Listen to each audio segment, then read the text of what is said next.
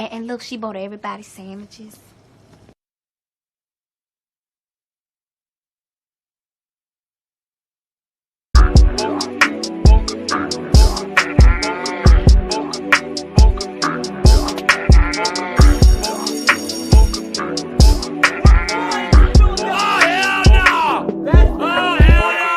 Yo, what's up? What's up? It's your boy Jay, All Hell No Reaction Channel.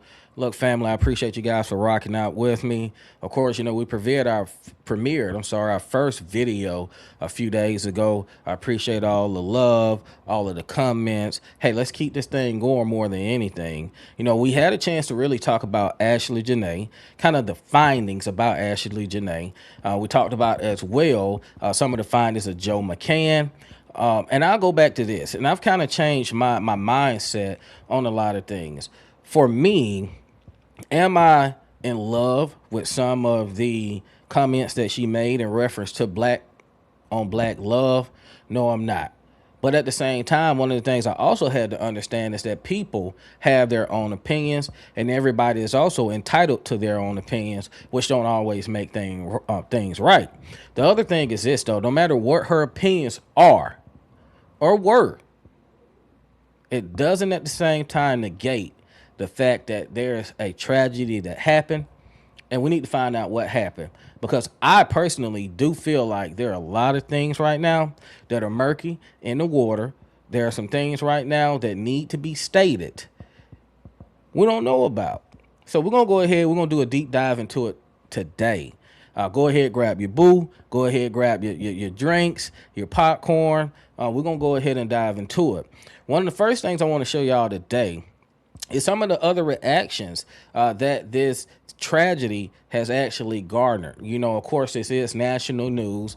Some people have some different opinions about it. Let's check this first brother out and then talk about what it is we think about his statements. So many of y'all got a problem with the girl Ashley Janae's family starting to GoFundMe. Why her fiance ain't paying for it? He rich. I thought she had money. She was on a private jet. If you're not gonna go fund her, then stay out of their business. I mean, that girl done died. Y'all the main ones online talking about he killed her. So why would he give money to help them come find him, to come help them crack a case that he guilty from? I believe he did it too, so I used my spidey senses. And I said, well, of course he ain't gonna answer the phone or help them get money to get to Zanzibar to crack the case, because he did it, allegedly. It don't take a rocket scientist to figure that out. Stop asking questions that's dumb, putting it all online. That's like O.J. Simpson paying for Nicole Simpson's lawyers in his murder case. Why would he do that? If y'all gonna keep up with this story, y'all gotta use your skills like the little white lady in Murder, She Wrote. Use your skills. Then y'all complaining that the family all had on cream, color coordinated, which was a little odd. I ain't gonna lie. Hey, y'all, we gonna all wear cream to the interview. I don't understand that neither, but the real issue is who did it? Not who told everybody to wear cream, but who killed the girl, or did she do it herself? That's the big case we trying to crack. But I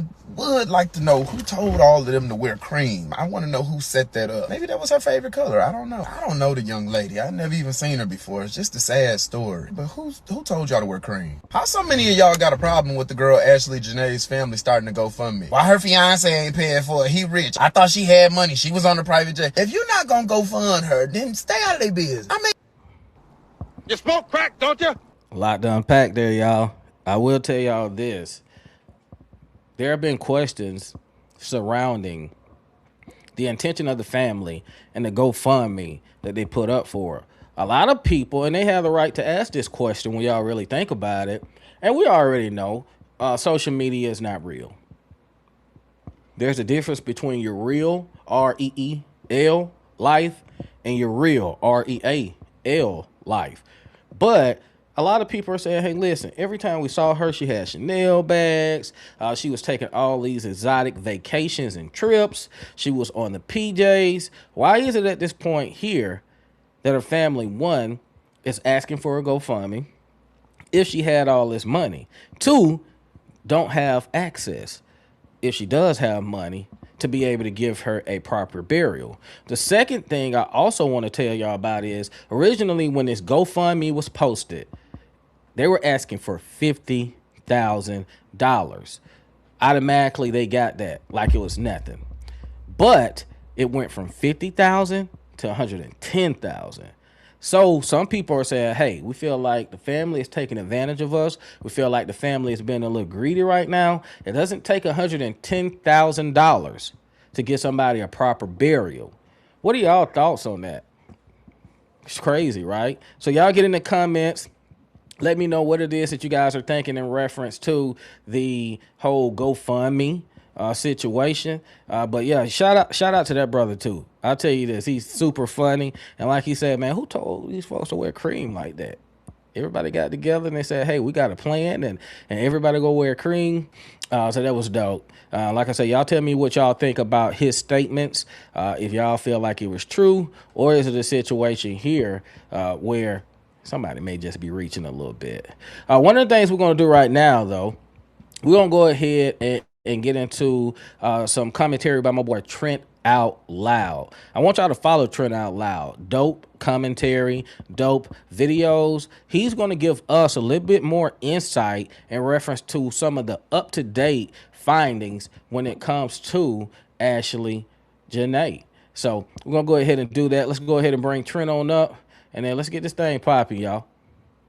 This Ashley Janae case has taken a turn today that not even I expected. And I'm always expecting the worst. We have major updates for you. One being the police in Tanzania has been caught lying. We also have updates on the completed autopsy report, a press conference that suggests a second suspect and a potential co-conspirator to Joe McCann. We are going to take you through a video walkthrough of the room where Ashley and Joe were staying and show you the robe/closet where Ashley was found. Then we are going to take you to potentially the most bombshell development in the past 24 hours.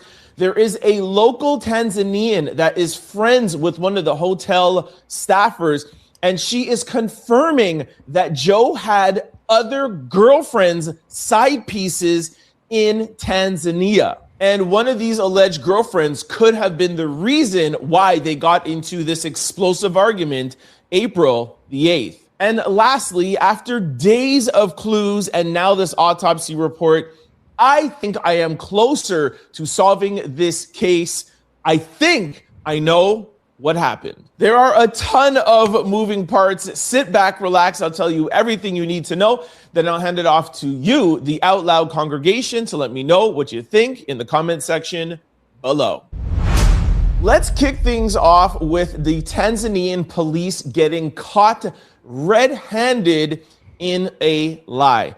Before I show you the proof, let me set things up for you.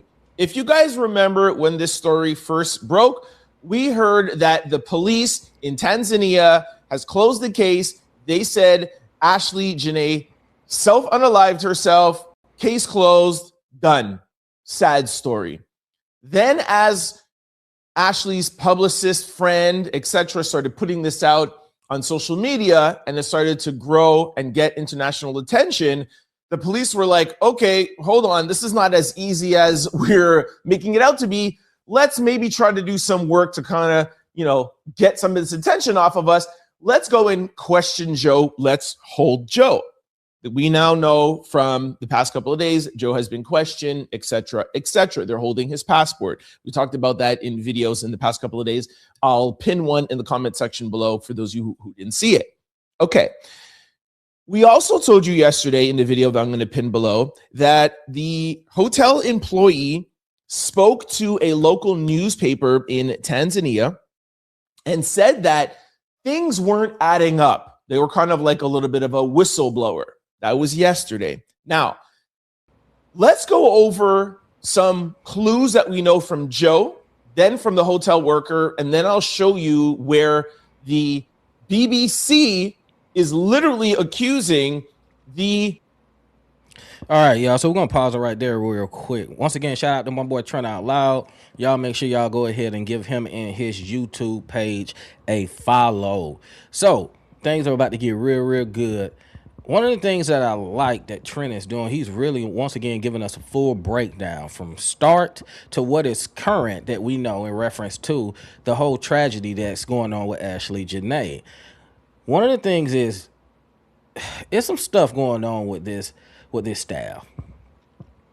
I'm thinking that a lot of these folks don't want to be involved. Look, this is their livelihood. They don't want to have to testify, because if they do make a statement, It's a high probability chance that they're going to have to get on that stand and tell what they saw, tell what they heard. The other thing is this. They're saying in this country, money talk. Money talks. They said that also Joe is friends with the person who owns this villa. So not only are people probably afraid for their job safety, people are also afraid probably for their life. They say Joe has a lot of influence over there in that country. Y'all tell me what your thoughts are. Police of lying. Now, we know that these are some confirmed facts. Joe called Ashley's family to say that he found Ashley. Okay, this was April the 9th. He called her parents 11 hours after he found her. This is all confirmed fact. The parents confirmed this. ABC News. We played those videos for you guys already. During the time of that phone call, he said that Ashley was doing fine at the hospital. A few hours later, I think 2 or 3 hours later, the hotel called Ashley's family, not Joe, to say that, yes, she was in the hospital, but she is now no longer with us. Okay. Keep in mind that was not Joe that said that. The hotel confirmed that. Now, let's go to this hotel worker whistleblower.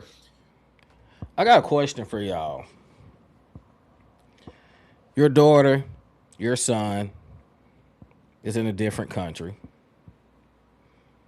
The fiance says, hey, something happened to her. He called you 11 hours after the incident, but said, hey, she fine. Then you get another call from the hotel staff to let you know that your child is no longer here with you. It could be me, but the moment that I find out that anything is going on with my child, I'm on the first thing smoking, first thing flying, right? I'm not depending on the commentary of one person to tell me anything is going on with my child. I have to see it with my eyes. Do you guys feel like the parents are a little bit more laxed in reference to really believing what Joe was saying? Somebody who is reported that they didn't even have a relationship with. Y'all tell me what y'all think about that. The hotel worker says that on the night of April the 8th, he saw Ashley walking around looking for a phone charger. He gave her a phone charger. Ashley says, thank you for the phone charger. Can you come back in 15 minutes? The hotel staffer said he came back 15 or 20 minutes later. We don't know the timeline exactly when he came back, but he came back. The door was locked. The lights were off. He came back in and found Ashley. This has all been confirmed. Okay. We actually even have a press conference that I'm going to play for you later confirming these details. So if we know that those facts are confirmed, then we can determine that there are inconsistencies in this stories. Let me show you. All right, this is an article from the BBC, which is one of the most renowned outlets, okay? If they print something, you know it's facts, okay? Now, they are saying in this article, Zanzibar police chief told the BBC that the couple were reported to have a misunderstanding, prompting the hotel management to separate them and put them into different rooms. Keep in mind, this is what the police told the BBC. Now, this is what is most important here in this long article. But in a statement to the BBC, the hotel did not confirm details of the case given by the police. Now, listen, we have told you in the past 2 or 3 videos how lax the police are in Zanzibar, in Tanzania. Look, and I told y'all, this is what you got going on. You got a hotel staff who have to be patrolled by these policemen in Tanzania. They're saying, look, whatever you guys have heard on the news from the police, we can't confirm that. We can't confirm it. But why wouldn't you guys be able to confirm that unless it was the untruth? So once again, you have people who were there who said, hey, listen, They had such a big spat that they had to be separated. So I want y'all to understand that for you to be someone who works at this hotel, and probably management was present too, for you to be separated from this person that you came to this villa with, man, what is it that y'all think that these people really saw? It had to be something disturbing. The second thing that I also found out was this, and I'll give you an example. Let's say if Ashley and Joe were originally in Villa 1. When Joe and Ashley got separated, Ashley remained in Villa 1. And let's say they put Joe, for example, in Villa 45. They put them out and stretched them that far out from each other. They're also saying this, that Villa number 45, that walking distance wise, it would have took Joe 10 minutes to get there. Let that stay in y'all mind for a second. How easily they're paid off. Government officials, we told you that people from Africa have been telling us that. That's not coming from me, somebody who's North American. We're telling you there, and that's known. You could Google that. If the police are telling the BBC something, and the BBC goes back to the hotel management and says, can you collaborate this? And they said, no, we're not saying anything. We cannot collaborate that. That is telling you that the hotel knows that the police are not giving the BBC correct information.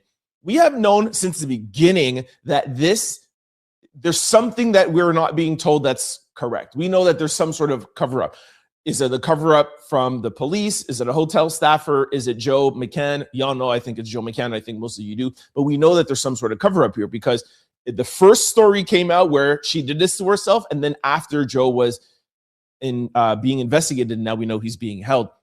This is proof. Now, the hotel staffer is saying his own story, but the only person that has been consistent throughout this whole entire ordeal is the hotel.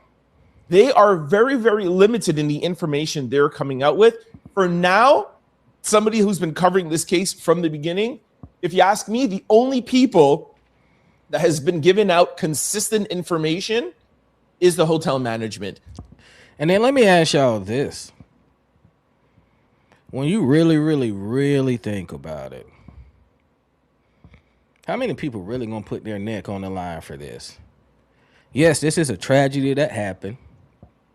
This is somebody, let's say if they were staying in a villa for 4 or 5 days, after all this is taking place and everything is said and done, you ain't gonna see this person no more. Once again, now you still got to live with these people who you're going to go ahead and go against. And I'm gonna say that for the officials too.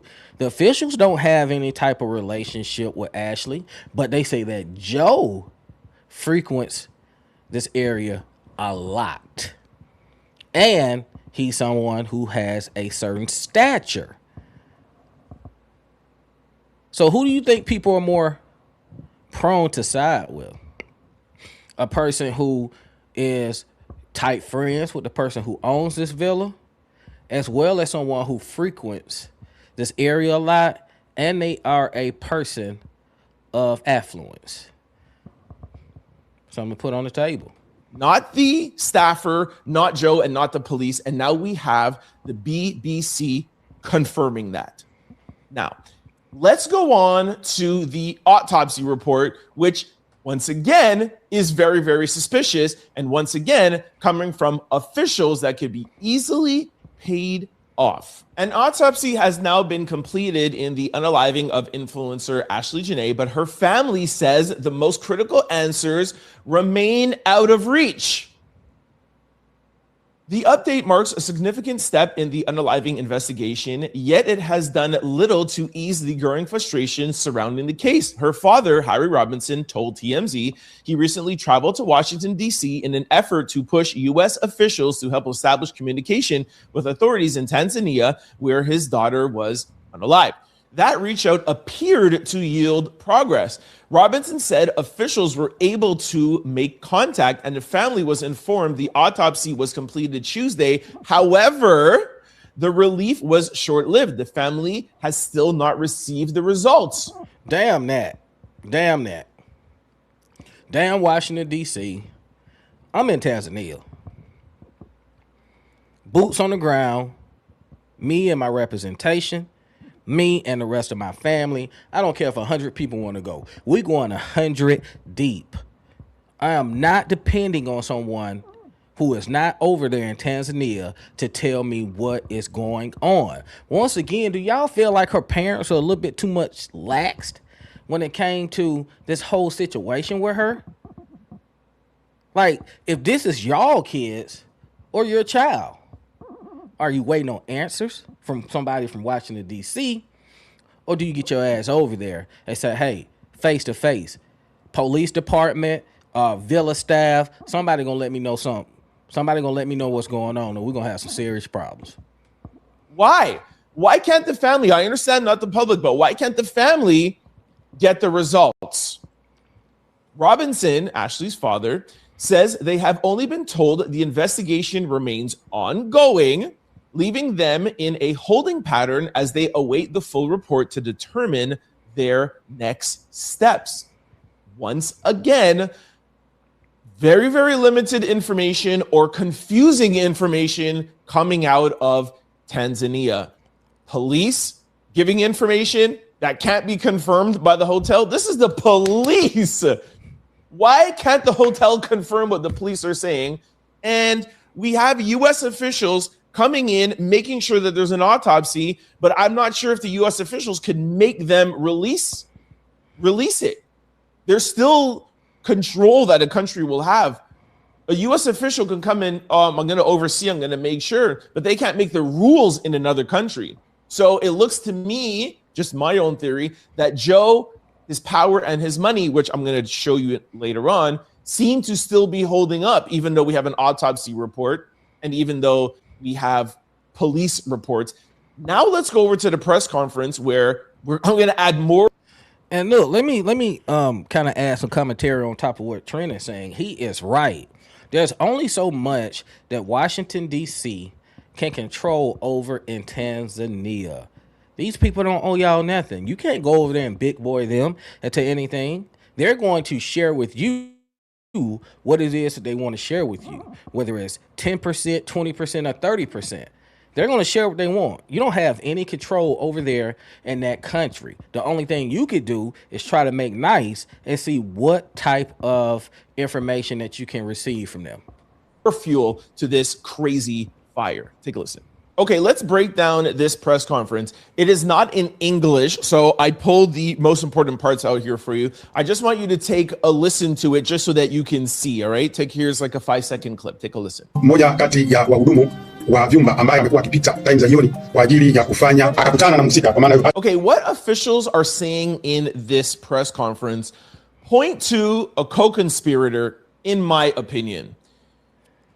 This official says that the staffer who allegedly found Ashley was not a housekeeper, but was a gentleman who sprays for insects, kind of cleans up, kind of like a cleaner, and runs errands for guests that are staying at the hotel, at the villa.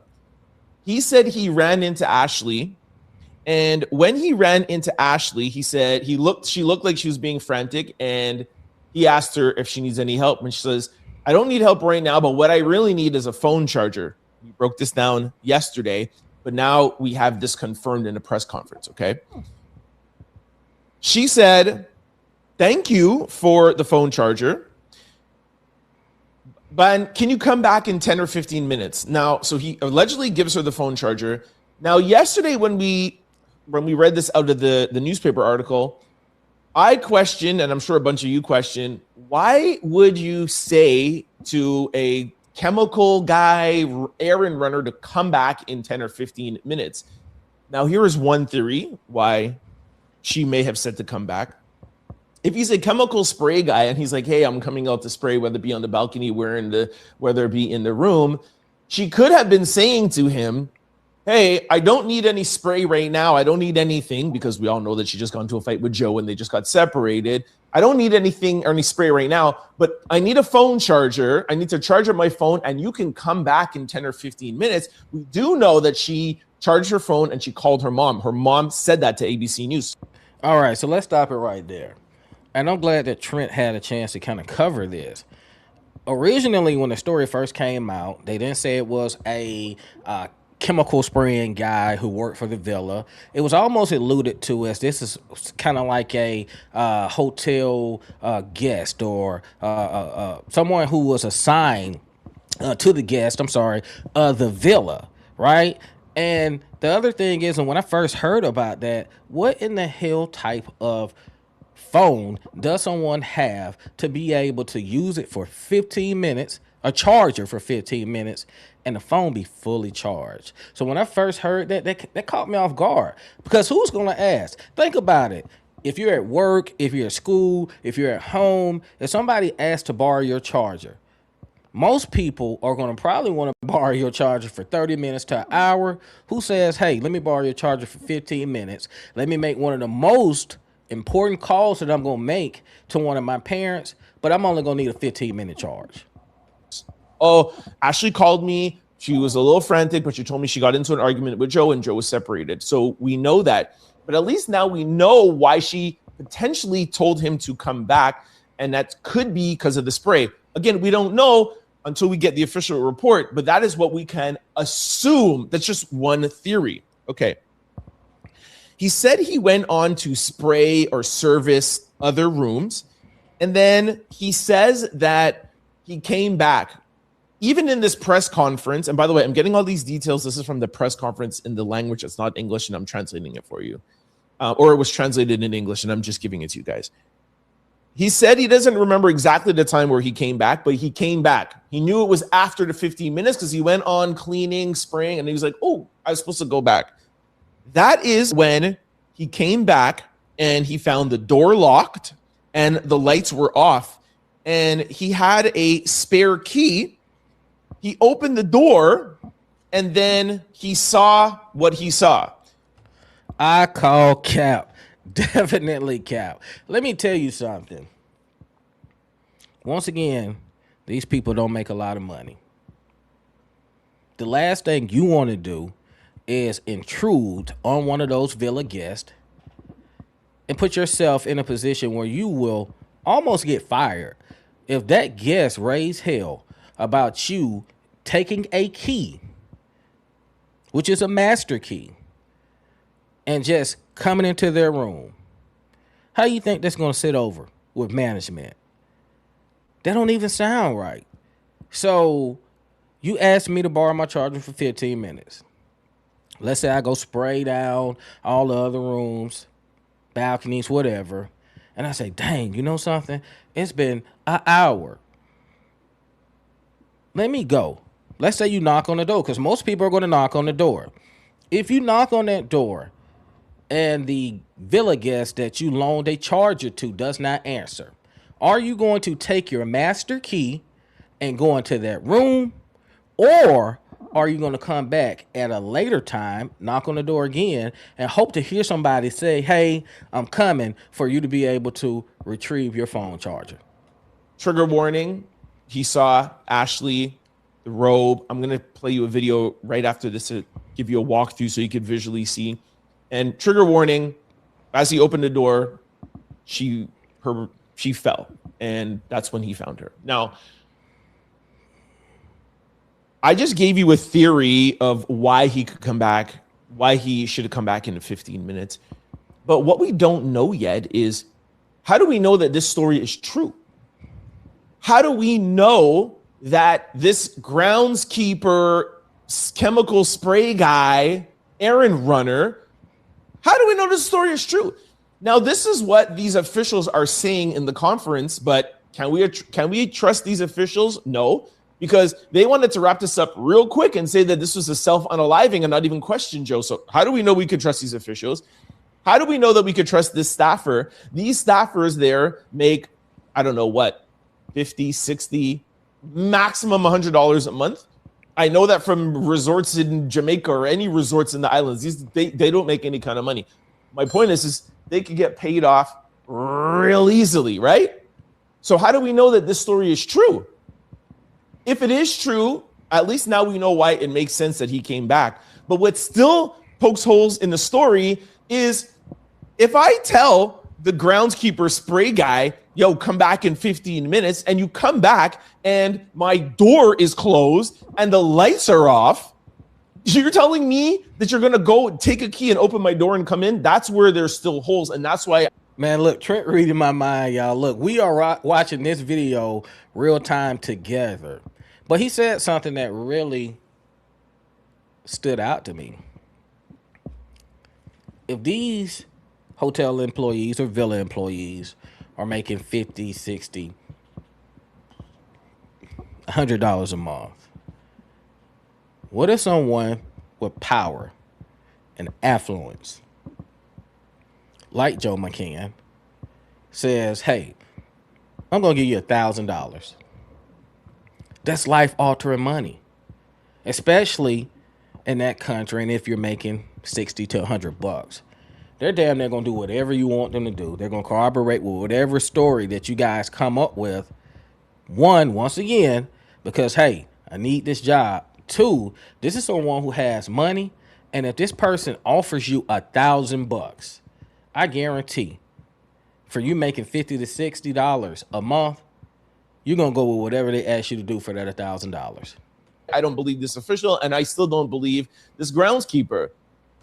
I still believe that this is a story conjured up by Joe, the groundskeeper, the police, and these officials. That's until I see more evidence pointing to something else. That is the thought pattern that I'm going to stay with. And I've said this every day. The only thing that's going to change my mind is camera surveillance. This is a very, very high-end villa hotel. There's got to be cameras around. I want to see unedited video of this groundskeeper chemical insect sprayer spraying around at least 10 minutes before. I want to see him running into Ashley. I want to see him going back to his office or taking out his pocket, handing her a phone charger. I want to see some sort of discussion of like, yeah, come back, blah, blah, blah, blah. And then I want to see him, like he said, I went on to other rooms. Oh, she told me to come back and spray in 15 minutes because she doesn't want me to spray when she's there. Okay. Oh, it's been 30 minutes, him to go back in. I want to see what could be the reason why he would come back. Even he admittedly saying that he came back a little bit later, comes back a little bit later. I want to see what could be the reason why you would open a guest door with a key that's locked and the lights off, and why you would come in. You got it. Even with camera surveillance, you got to explain to me why. Why would you come back in? There's no logical explanation. And I want to bet y'all any amount of money, we're not going to see any unaltered video camera footage at all. The world is already corrupt as it is. You have Americans in a totally different country. A country where people can be bought off, especially if there's a situation where they're being offered money that is life-changing to them. Man, it's no telling what all is being done to hide the true evidence of what is going on with this mystery and this crime. Why? Let's move on now to showing you guys the visuals of the villa. And you'll actually see the area where Ashley was unfortunately found. All right, here is a video walkthrough of the actual villa. I wanted to show this to you guys because I think it just adds context to stuff. When we hear villa, condo, apartment, you don't really know what to picture. And I feel like this gives a lot more context because let's say you're staying like in a hotel, for example, there's no real windows to come in. But now we're seeing that this is a villa, okay? This is a 2-minute video. I'm going to play it while we're talking. But you can see outside there's a bunch of windows you can come in from. There's patio doors, right? Look how many doors there are in this villa. There's so many access points that Joe or a staffer or anybody could have walked through. Now we know that Joe was escorted to another villa, but we know that there was 2 or 3 hours in between there where A, Joe could have still had his key. B, Joe could have easily walked in and come back in this room. Now, here is the wardrobe / closet area where Ashley was found. You'll see here a little bit, you won't see the corridor here, but there's the front door to the left, okay? And you'll see here, it's going to zoom in. This is actually the closet. There's no door. There's beads on this closet. And if you look carefully at the closet, you'll see a little rod in there. That's where you would actually hang. You see the little rod right there? That's where you would hang the clothes on the rod. And that's where they're saying that she was with the belt from the So how are you guys feeling about this so far?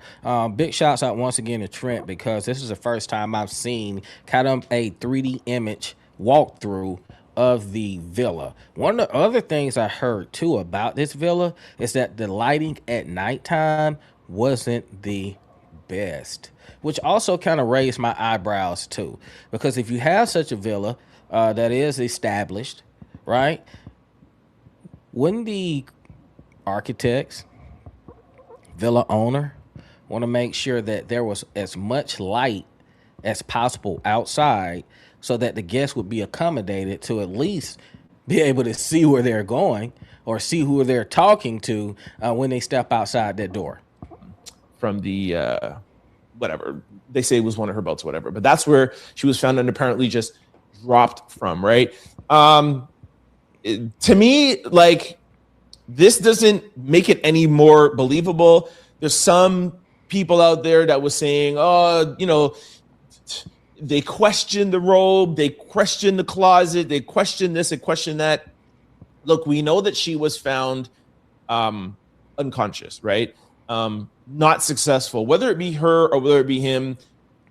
The point is that she was found, whatever the person was trying to do or what she was trying to do, they were unsuccessful. So this gives context to me, not so much the area where she was found, but it gives more context to me, the actual villa and how open it was. It's not like, oh, it's on an apartment 10 floors up. No, this is ground level. It wasn't, oh, there's only one door access. You see that there was tons of access. Once again, where's the camera footage? And now with the BBC article and the hotel not collaborating what the police are saying, I feel a little bit better, and I feel like I can trust the hotel. And maybe that is why the surveillance footage has not been released yet, is maybe because the hotel doesn't trust these officials and doesn't trust the police, and they're waiting to give it to the right person. I'm hoping and praying that there's somebody who we can rely on here, and it seems like it's potentially the hotel manager.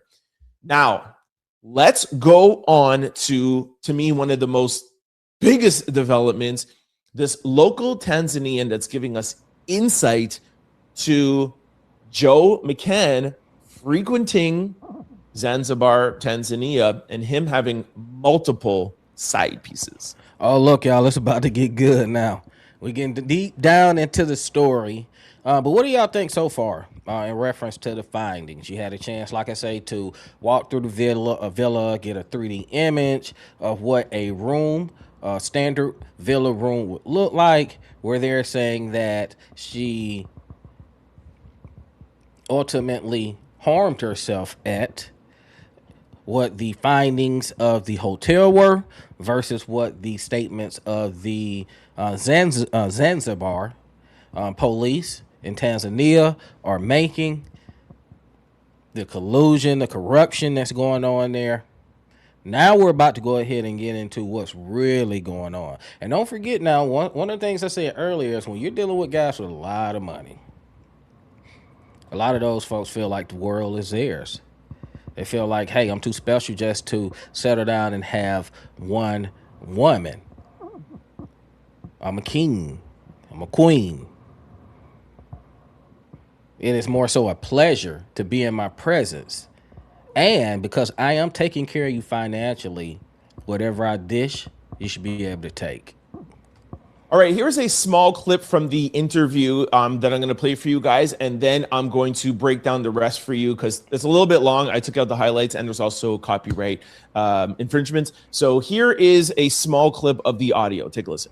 So my sources told me that Joe is a frequent visitor of Zanzibar, and he is well known by hotels, staff, and the people.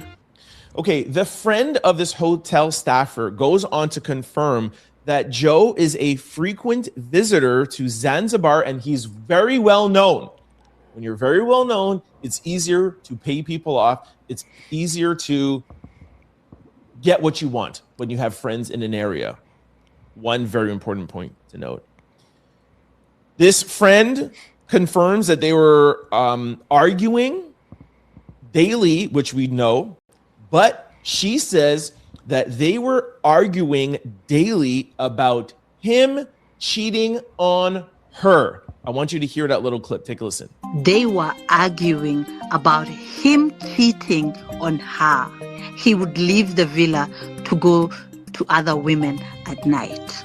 She goes on to say that Joe would leave the villa almost daily, every night, to be with another woman. And not another woman who is at the villa, but a local woman. I'm going to read something for you that's going to collaborate. So we're going to get into what Trent is about to read. But I want y'all to look at something. This is one of the things I was looking at. Look at this picture here. Look at this picture of Ashley and Joe. When I look at this picture, I only see one person who seems to be in love. There is no mistaking that you can look at this picture and really tell that she cares about this guy. Now let's look at his face.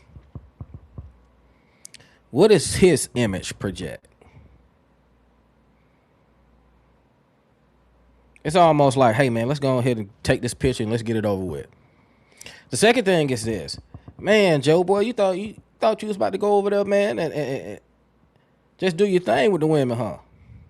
She wasn't enough for you. I guess you said, hey, I'm going to make the most out of my time. She here. I'm going to keep her at the villa. She's not knowing a lot about where we are. I come here all the time. You're going to stay in the villa. I'm going to get one of my partners to pick me up, take me over to this girl's house. I'll be back later. But you better not say nothing. You better be happy just to be here with me. That in a minute.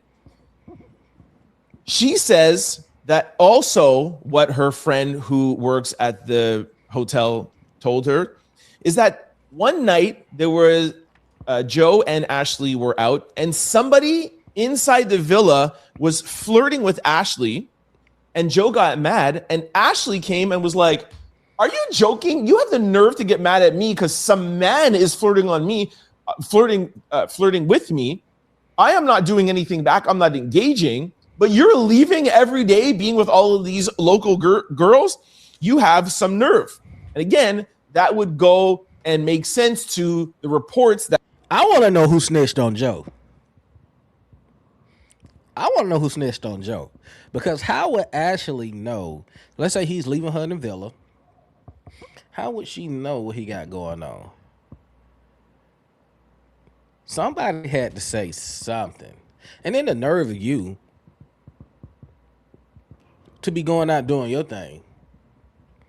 But the moment somebody says something to your woman, you ready to tear the whole damn villa up. Come on, man. It have been confirmed that there was daily fighting. Okay.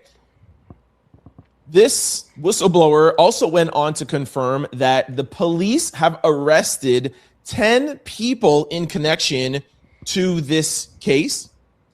And she says that Joe had a friend in Tanzania near Zanzibar, and this friend is a male friend, local, and he also too has been detained / arrested. Now, yesterday we broke down the difference of being detained / arrested in Tanzania versus the US. You can listen to that. I'll put the link below. So there's multiple people that have been arrested, detained, questioned. Joe frequents the island, and one of Joe's friends. Now, why would one of Joe's friends be detained and questioned? Local.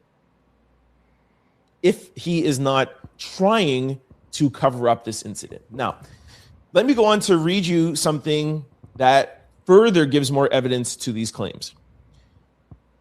This comes from Tanzania.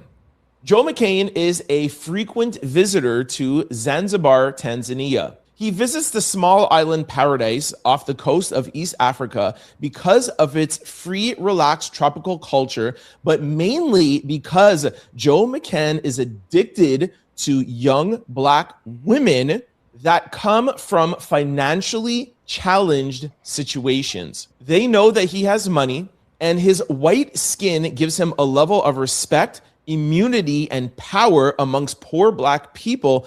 What did I tell y'all? What did I tell y'all? It's a control thing. Imagine taking somebody who came up in a super, super poor country, or even in the United States, who came up in a poor background, and you put somebody around them who has money. The things that are meaningful to them are not as meaningful to this person who has grown up with a silver or gold spoon in their mouths. It's easier for me to impress someone who hasn't seen as much as somebody who would be in my social class or financial class. So what am I going to do? I'm going to throw a little bit of money around. They're going to be more submissive to me because they don't want to put themselves in a situation where they may lose out on what they consider to be a privilege. So what we're going to do is we're going to prey on women who come from a lower class background wise, flaunt our money around, and really make them feel like the moment that they say something to me that I don't like, everything within a blink can be gone. So he goes after and targets Black women who are lost and can be easily lured by his money. Ashley, naive, thought it was only going to be about her, but didn't realize what Joe was really up to. For people who don't know, Tanzania Zanzibar is an undercover tourism hotspot because it is a poorly developed country where the US dollar goes a long way. So the cost of buying is literally nothing for these men. You can literally buy in Zanzibar for less than $19 US, and many women will go and give men like Joe McCann the girlfriend experience because he is white, and they believe that he can change their lives. It is rumored that Joe has 10 plus girlfriends in the area, and it is very easily for him to pick up women because they literally will chase him down because he is white and they have no money. So him having money and resources makes him a king. This person says, I literally have a villa in Zanzibar and live there part of the year. So I'm telling you guys what I know, not what I imagine. I am on a mission to see that these white men with low energy that come here with their filth are eradicated from this continent and diaspora. Educating Black women of these sick men is what I am here to do. Educate Black women for the purpose of stopping this. That is a lot, and that gives us a lot more context onto the potential arguing back and forth daily. When we first heard of this, we thought it was one night, one argument. That's why we were here saying, hey, did she see something in his phone? Did he see something in his phone? Now that we have more information and know that it was a daily thing, and now we have a lot more people in the area talking and giving us context, we can believe that this was an ongoing thing. Joe frequented the place. Something happened, something exploded. And my theory since the beginning on why he would come and unalive Ashley is this. Regardless of who cheated on who, if he had girlfriends, if it, et cetera, somebody came to a point where it was too much. My assumption is that it was Ashley. And I think that Ashley said something to Joe about his crypto background. For those of you who don't know, Joe is a hedge fund crypto guy, close to having a hedge fund that was close to $100 million. And reportedly, he lost, admittedly, he went on Fox News, he lost close to $75 or $80 million. He is treading water, trying to get other investors. In that world, how many crypto guys have you seen that have been unalive, missing, et cetera, I think in this jealousy, rage, back and forth, cheating, et cetera, whatever, I think Ashley, now that we know about her, said something to Joe like, you continue this, I'm going to expose you. I have influence in the entertainment industry. I'm going to let everybody know who you really are. You think you're going to make a comeback? I'm going to do this if you don't do this. And that is what made Joe sneak back into one of those windows and one of those doors, unalive, et cetera. Now, big shouts out to Turn Out Loud. I just want to do a quick recap on what he said in reference to what he thinks happened between Joe and Ashley. What I think happened was this. I think in reference to Joe, yeah, he came over there. He thought he was finna parlay. He thought he was gonna have his way, have his cake, eat it too. Have her at the villa, get up with one of his friends who stay over there, go to these different women's house, have a party, come back. What I think happened is a little bit different from what Trent Out Loud said. He says, hey, I think that she said, hey, I'm going to out you. I think she said something that hit him where it hurt. I don't know whether she called him broke. I don't know whether she called him a loser in reference to him having this financial setback with losing almost, $80 million. But whatever she said to him, and this is unexcusable now in reference to what his action was following the conversation, I think she said something to him that hit him low. Y'all know now, one thing about women, especially if they've been around you for a while, two things. Don't nothing hurt or cut worse than a knife when your mama say something to you or when your woman say something to you.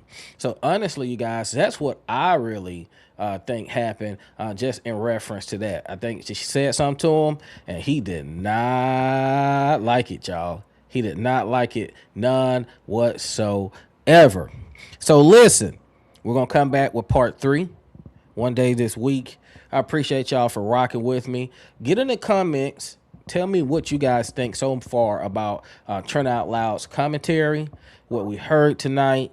Do you feel like the officials in Tanzania are trying to hide something? Do you feel like the guy who was the spray technician is helping Joe cover up? Do you guys feel like the truth will really ever come out? More than anything, I appreciate you guys, man. Love and peace. It's your boy Jay. Hell no. We'll see y'all soon.